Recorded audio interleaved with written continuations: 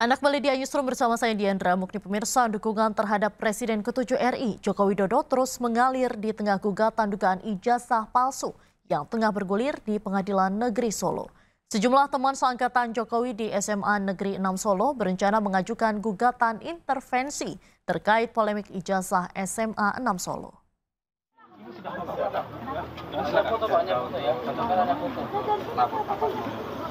Kedatangan teman Jokowi dan perwakilan dari SMA 6 karena mereka tidak menerima terdampak polemik ijazah Jokowi.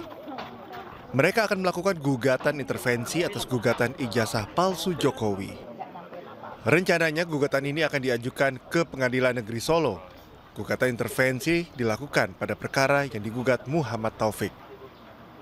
Kedatangan kami ke sini adalah dalam rangka untuk mohon izin, kami akan melakukan gugat intervensi atas gugatan yang dituduhkan kepada Pak Jokowi bahwa ijazah SMA-nya Pak Jokowi itu adalah palsu. Tentunya kami ini sebagai dulunya adalah alumni atau siswa, kami ini juga punya produk ijazah SMA 6 yang sama dengan yang dimiliki oleh teman-teman yang pada saat itu lulus di tahun 1980. Sementara itu, kuasa hukum para teman Jokowi, Wahyu Theo, akan segera melayangkan gugatan ini dan mengikuti proses persidangan. Jadi di gugatan intervensi itu kepentingan kami menjaga marwah SMA 6, menjaga marwah alumni teman-teman SMA 6, dan kami mengajukan gugatan selaku pihak yang juga merasa kepentingannya dirugikan dengan ada gugatan. Para teman sekolah Jokowi ini merasa terpanggil, terutama untuk menjaga marwah serta kehormatan dunia pendidikan. Dari Solo, Jawa Tengah, Septiantoro, iNews melaporkan. Pemirsa, ahli digital yang juga terlapor dalam kasus dugaan ijazah palsu Jokowi meminta agar gelar perkara khusus secara terbuka. Selain itu, Roy Suryo juga akan melaporkan penyidik Bareskrim Polri ke Kompolnas.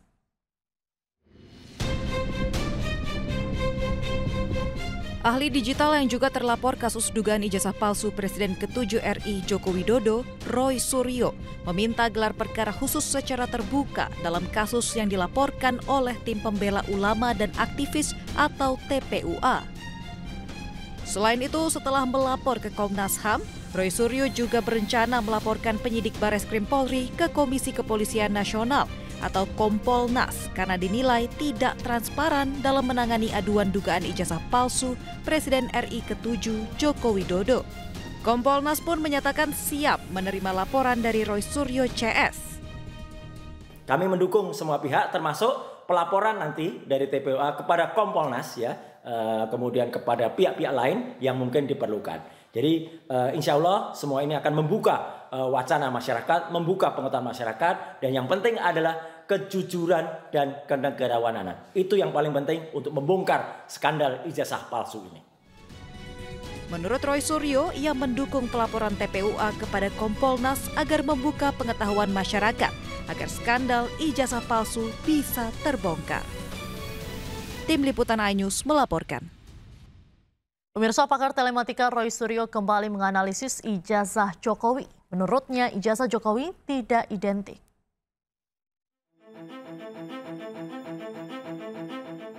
Pakar telematika Roy Suryo menganalisis keaslian ijazah Presiden ke-7 Joko Widodo. Hasilnya, ijazah Jokowi tidak identik dengan 3 ijazah pembanding. Menurutnya, analisis yang dilakukan tersebut bersifat terbuka dengan metode identifikasi dan komparasi visual. Ijazah Jokowi dibandingkan dengan 3 ijazah milik alumni Fakultas Kehutanan UGM yang lulus pada November 1985. Langkah ini dilakukan bukan untuk menggiring opini, tetapi memberikan data yang bisa diverifikasi. Perbincangan mengenai ijazah Presiden Joko Widodo bukanlah isu baru. Namun kali ini, kita tahu klaim temuan baru tentang ijazah Jokowi. Kita terhubung dengan Roy Suryo sebagai pakar telematika dan pengacara Jokowi, Yakub Hasibuan. Selamat malam, Mas Roy Suryo dan Mas Yakub. Selamat malam juga. Selamat Mas Roy. Baik, Saya akan ke Mas Roy terlebih dahulu. Mas Roy, Anda kan pernah beberapa kali menyatakan bahwa ada ketidaksesuaian atau keanehan pada ijazah Presiden Jokowi. Bisa dijelaskan mungkin dari sudut pandang forensik digital apa maksud Anda dengan ijazah itu tidak identik? Oke, jadi kita ikuti cara Bareskrim untuk meneliti ijazah dengan memperbandingkan identik atau tidak ijazah dengan sampel. Nah, kali ini saya mencoba melakukan, jadi ini metode yang dilakukan Bareskrim ya. Jadi saya ikuti metode yang Bareskrim dengan membandingkan di sampel ijazah. Oke, kita lihat ijazah yang adalah ijazah yang diakui oleh Bareskrim, yaitu yang difotokopi, yang ada fotonya pada saat press conference. Itu kita ambil sebagai sampel pertama. Sampel pembanding kedua adalah ijazah nomor 115. 115 itu milik Sri Murtiningsih, ya, itu sudah di-upload oleh yang bersangkutan dan sempat juga dibawa oleh yang bersangkutan ke Pamuan UGM tahun 2017 yang lalu. Ya, dan kedua ijazah berikutnya adalah ijazah 1116. Itu ijazah almarhum Haridono yang itu ditunjuk sendiri oleh Dekan Fakultas Kehutanan UGM, Pak Sunarta, pada saat diwawancarai oleh Kompas TV tahun 2022. Kemudian ijazah yang ketiga itu milik Frono Jiwo 11 ya, ini sering memberikan ijazah karena ini adalah pendukung kerasnya Jokowi, yaitu ijazah nomor 111. Nah, ketiga ijazah ini saya uji dulu. Jadi ini baru juga harus melakukan ini. Ijazah itu kita uji di bandingnya. Ternyata 115, 16 dan 107 Sri Murtiningsih, Manu Mulyo dan Fronsio itu identik. Identik itu apa? Kelihatan semua. Dari logonya, huruf Z pada tulisan ijazah, posisinya sama sis ya, sampai mikromilimeternya saya.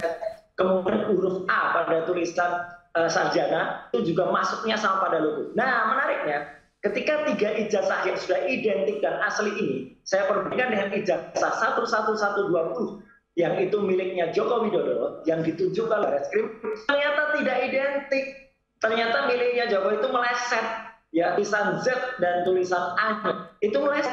Jadi artinya tiga ijazah pembanding yaitu miliknya Sri Murtiningsih, almarhum Haridono dan Frono Jiwo itu identik, yaitu sama keluarannya pada tanggal 15 November. Ijazahnya yang tertulis Jokowi yang itu miliknya yang dipamerkan Bareskrim Mabes Polri. Jadi ini bukan sumbernya, sumber dari Bareskrim Mabes Polri pada saat press conference tidak identik. Jadi dari sini yuk kita buka, kita harus cek bareng. Bisa ditunjukkan dengan cara yang sama saya menguji. Karena ini adalah metode identik yang dilakukan oleh Bareskrim dan hasilnya tidak ada satu ijazah yang identik dengan ijazahnya Jokowi. Berarti ijazahnya Joko Widodo itu tidak identik dengan ijazah-ijazah yang sudah dipastikan aslinya. Itu, Andra. Baik. Kalau Mas Yakub, secara hukum apa sebetulnya makna dari dokumen tidak identik ini?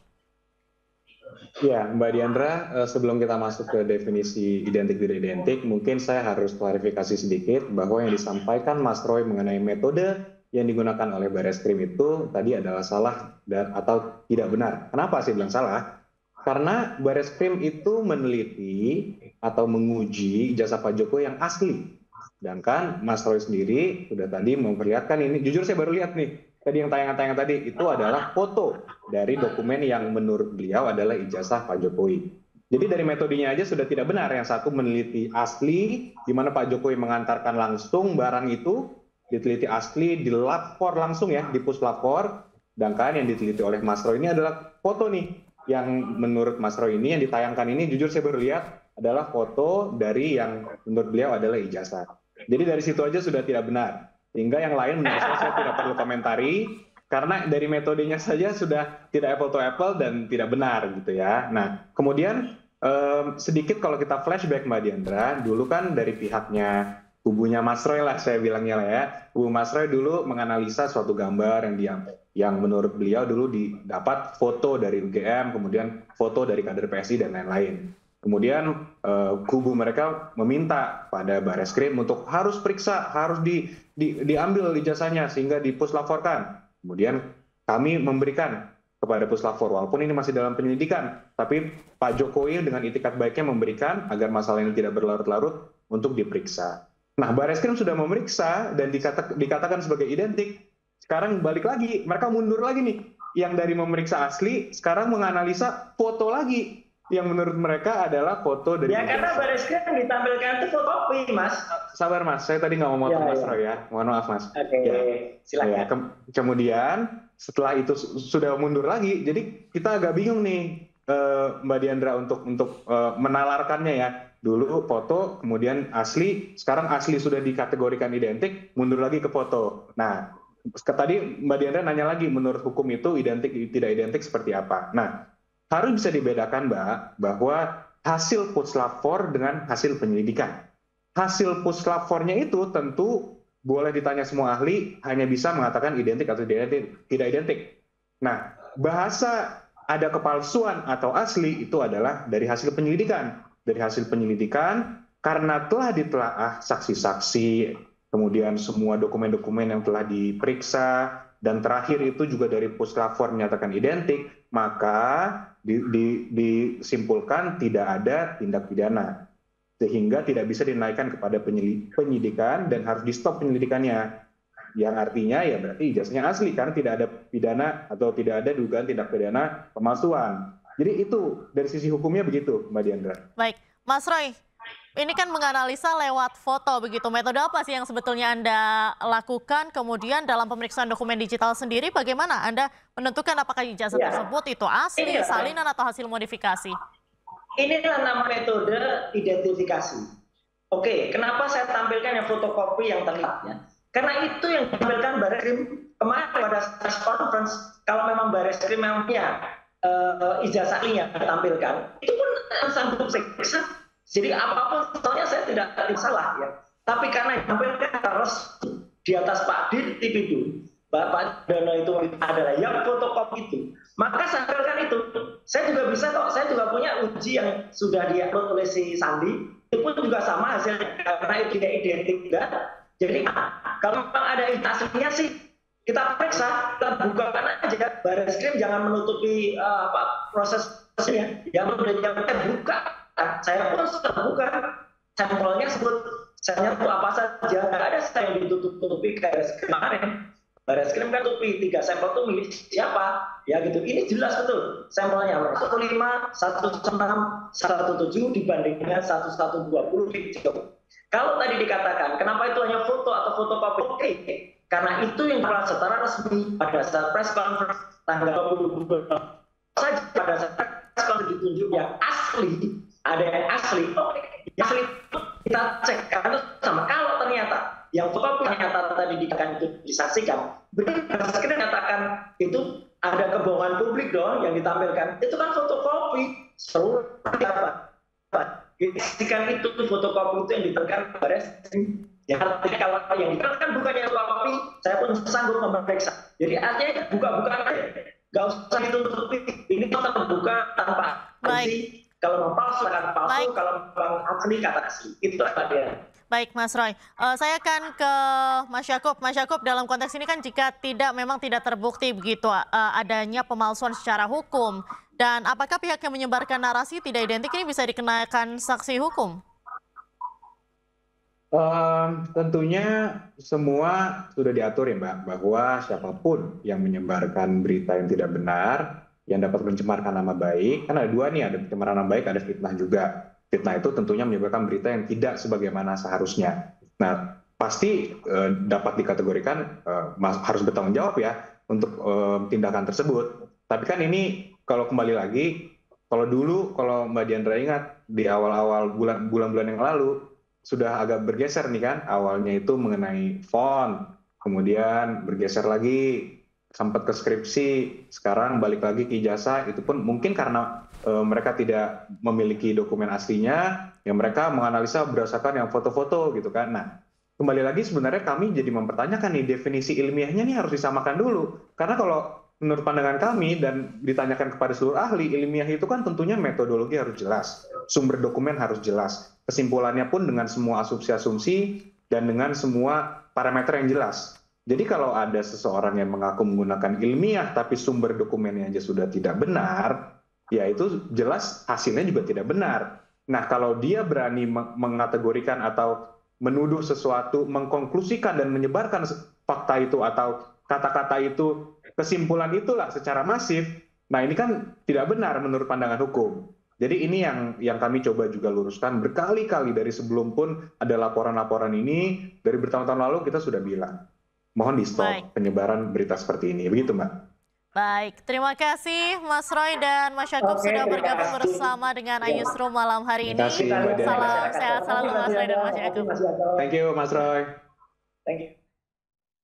Pemirsa, kita beralih ke informasi selanjutnya. Usai digadang-gadang sebagai ketum PSI, kini nama Jokowi kembali disebut-sebut bakal menjadi Ketua Umum Partai Persatuan Pembangunan atau P3.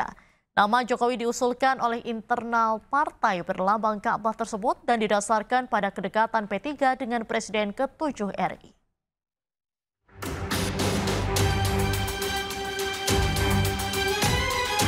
Nama Presiden ke-7 Republik Indonesia, Joko Widodo, kembali dijagokan memimpin Partai Politik Indonesia. Kini namanya dijagokan untuk menjadi Ketua Umum Partai Persatuan Pembangunan atau P3. Nama Jokowi sendiri dijagokan oleh elit partai berlambang Ka'bah tersebut, yakni Ade Irfan Pulungan. Ade menyebut kemunculan nama Jokowi didasarkan atas kedekatan P3 dengan Presiden ke-7 Republik Indonesia tersebut. Terlebih, P3 selalu mendapat tempat di lingkaran kekuasaan ketika Jokowi menjabat sebagai presiden selama 2 periode.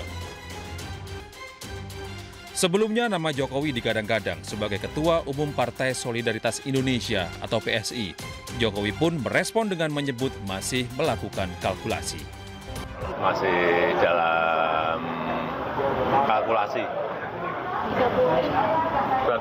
Jangan sampai kalau nanti misalnya saya ikut, saya kalah. Tapi sudah mendaftar, Bapak? Belum, kan masih panjang. Sampai Juni.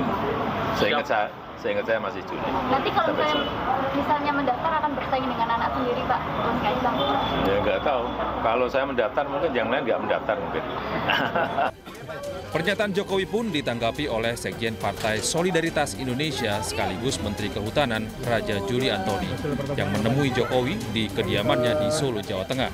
Raja Juli datang untuk menanyakan maksud pernyataan Jokowi soal wacana jadi Ketua Umum PSI. Ya, saya tanya tadi, Bapak gimana? Kemarin bicara mau daftar menjadi Ketua Umum PSI. Bapak katakan ya saya sedang terus mengkalkulasi.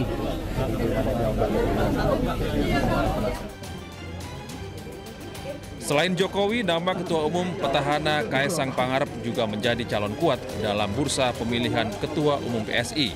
Kini publik menunggu, apakah Jokowi benar akan maju sebagai Ketua Umum pada Kongres Nasional PSI Juli mendatang dan bersaing melawan putra bungsunya, ataukah justru menjatuhkan pilihan ke P3. Dari Jakarta, Tim Liputan iNews melaporkan. Kerajaan Arab Saudi resmi tidak mengeluarkan visa haji furoda pada musim haji tahun ini. Informasi selengkapnya akan kami hadirkan sesaat lagi. Tetaplah bersama kami di iNews.